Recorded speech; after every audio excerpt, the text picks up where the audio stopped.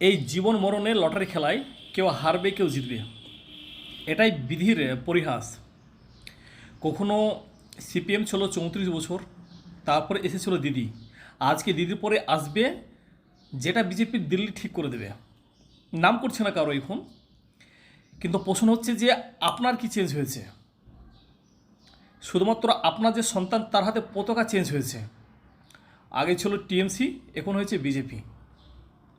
Future নিয়ে কেউ কথা বলে না, শুধুমাত্র তারা এসেছিল ধর্ম নিয়ে ব্যবসা করতে, তারাও সার্থক। কিন্তু আগামী দিনে কীভাবে চলবে তাদের রোডম্যাপ কারণে কেউ আপনার সন্তানকে ফিউচার বানিয়ে দেবে না, কেউ কাউকে জব পাইয়ে দেবে না, আপনাকে সেটা ছিনিয়ে নিতে হবে। আমাদের ছোট্ট একটা ইউটিউব চ্যানেল, এই চ্যানেলের মাধ্যমে যতটা পেরেছি পজিটিভ ইম্প্যাক্ট তৈরি করার চেষ্টা করেছি। শুধুমাত্র ধর্মে ভাগ করিনি, সবাইকে একসঙ্গে আসতে শিখিয়েছি। আগামী দিনে সেটাই করে যাব, এতে অন্যায় কিছু দেখছে না বা হবেও না।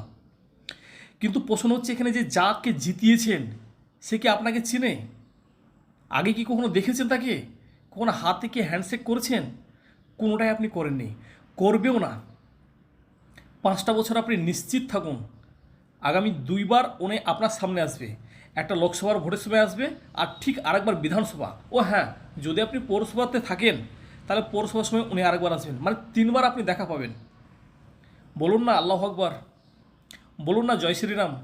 এটা আপনার পছন্দ, আপনার চুজ করে রাখা রাস্তা, অন্য কারো না। তাই নিজেকে চেঞ্জ করুন, কোনো পার্টি বা কোনো ব্যক্তিসত্তা আপনাকে জিতাবে না। ধন্যবাদ।